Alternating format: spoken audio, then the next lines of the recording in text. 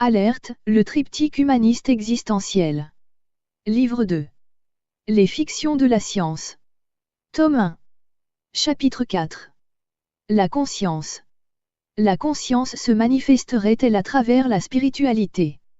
La spiritualité n'apparaît pas être un domaine accessible aux populations, en dehors des dogmes religieux. Elle serait réservée à ces élites, concernant son mode de fonctionnement. Comme pour le sujet des ovnis et des extraterrestres, la spiritualité fait l'objet de discrimination afin que les populations ne soient pas dans le réflexe de tenter d'y accéder. Les élites s'efforceraient de maintenir les peuples dans un système de conscience, qui après réflexion, semble d'une aberration absolue. Les manipulations seraient permanentes et toujours insidieuses. Le mensonge et la propagande semblent être les deux qualités principales des décideurs de l'humanité terrestre. Alerte, le triptyque humaniste existentiel. Livre 2. Les fictions de la science. Tome 1. Chapitre 4. La spiritualité. L'étude de la spiritualité permettrait d'établir les barrières devant être installées pour se préserver des éléments néfastes qui nous entourent. Il est particulièrement important de savoir reconnaître les personnes qui nous seraient néfastes. Ces personnes apparaîtraient généralement programmées pour nuire aux autres. C'est la théorie du yin et du yang des Chinois et aussi celle du blanc et du noir des Occidentaux. Selon cette théorie, certaines personnes pourraient évoluer sur un plan spirituel alors que les autres ne sauraient pas le faire. Des entités négatives, extérieures, sembleraient être à l'origine des agissements néfastes de certains individus ainsi désignés. La compréhension et la compassion, lorsqu'elles sont mal utilisées, peut donner un effet boomerang. Les personnes qui ne mériteraient pas ces éléments sociaux pourraient les utiliser à l'encontre de leurs bienfaiteurs. Il y aurait donc une prise de conscience nécessaire. Où se situe alors la prise de conscience? Il y aurait une force égale et opposée. Tous les processus dans l'univers procéderaient de ce concept. Il s'appellerait le miroir de conjugaison de phase. Il s'agirait d'un couplage ou non entre une onde incidente et une source oscillante d'énergie. Ce concept physique préciserait que l'énergie utilisée pourrait se réorganiser et être à nouveau réutilisée. Cette définition serait-elle applicable envers les individus? Un autre concept préciserait que la mémoire serait inhérente à la nature. Chaque élément héritant de la mémoire collective de son élément.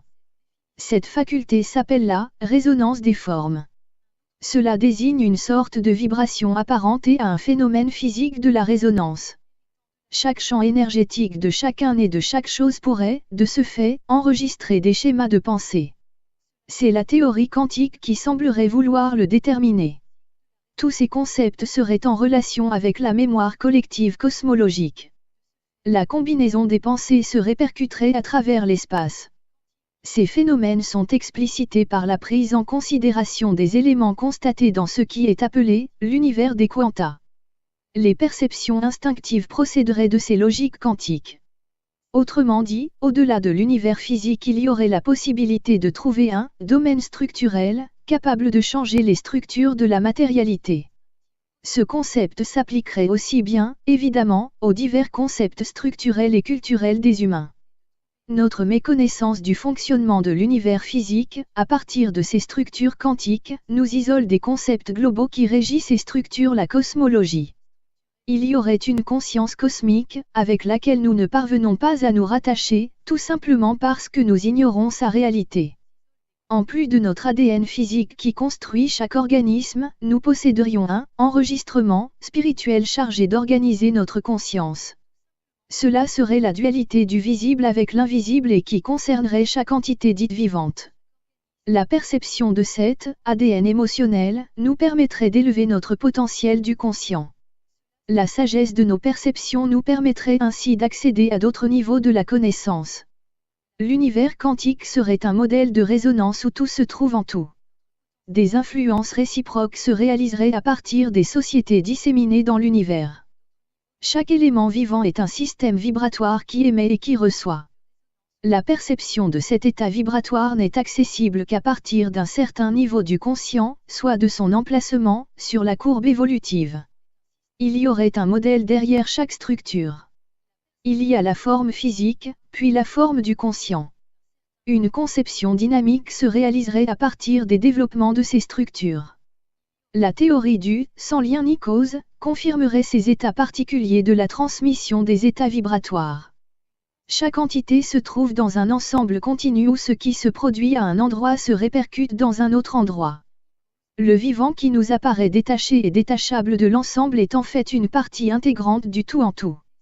Nous sommes interdépendants avec le physique et le quantique. La connaissance complète de la conscience en serait l'aboutissement. Chaque être humain doit d'abord prendre conscience de sa double conception physique et spirituelle. Il convient toutefois de ne pas confondre avec les dogmes spirituels des religieux. La science devra tenir compte de ces deux aspects de la vie. L'univers renfermerait toutes les ressources nécessaires à la structuration des besoins. C'est la théorie de l'état observable. L'approche électromagnétique scalaire permettrait de pénétrer la réalité physique alors qu'elle n'est encore qu'à l'état de probabilité, considérée comme des champs de torsion de la conscience. Il s'agit ainsi de pouvoir calculer, d'une façon déterministe, la réalité physique. Ce concept est contraire à la notion de matérialisme. Pour comprendre cet état, il convient de l'opposer aux ondes visibles, dites de nature transversale. En fait, il s'agit de moyens, un de conception mentale et l'autre de conception physique. Ce concept donne une réalité de la multidimensionnalité pour chaque entité. Les dimensions d'espace et de temps n'apparaissent pas séparables. Il convient ainsi de considérer des interpénétrabilités dans les effets vibratoires de la matière. C'est ainsi que les informations voyageraient au travers du tout cosmique. Les multidimensionnalités du vivant s'inscriraient dans un volume holographique. La concentration sur une seule dimension n'est qu'une référence de l'élément global. L'identification d'un des points de l'hologramme permet de pouvoir se référencer à l'ensemble de cet hologramme. Tout interagirait à partir d'une référence. Cette notion intrinsèque permet de comprendre que nous avons l'opportunité d'avoir accès à la connaissance globale de l'univers physique et quantique. Le véhicule physique est programmé par l'ADN du physique. Celui de la conscience l'est par l'état observable du quantique. L'expérimentation de la vie résulterait de cet état multidimensionnel. Cela permettrait de mieux comprendre les interactions qui s'établiraient entre la créativité, l'inspiration et l'intuition. Il devient indispensable à l'humanité d'apprendre à gérer tous ces nouveaux concepts de l'organisation du tout en tout. La conscience de chacun ne permet pas à tous de pouvoir gérer ces nouveaux concepts. Ils sont souvent dérangeants et la simple idée, par exemple, d'accepter la réalité de civilisations extérieures apparaît extravagante et inacceptable. Tant que l'humanité n'y aura pas été préparée, elle ne pourra pas l'accepter. Il suffirait d'utiliser les capacités personnelles que chacun possède, pour que toute l'humanité puisse se propulser vers d'autres niveaux de la connaissance et de la compréhension. Alerte, le triptyque humaniste existentiel. Livre 2. Les fictions de la science. Tome 1. Chapitre 4. La définition.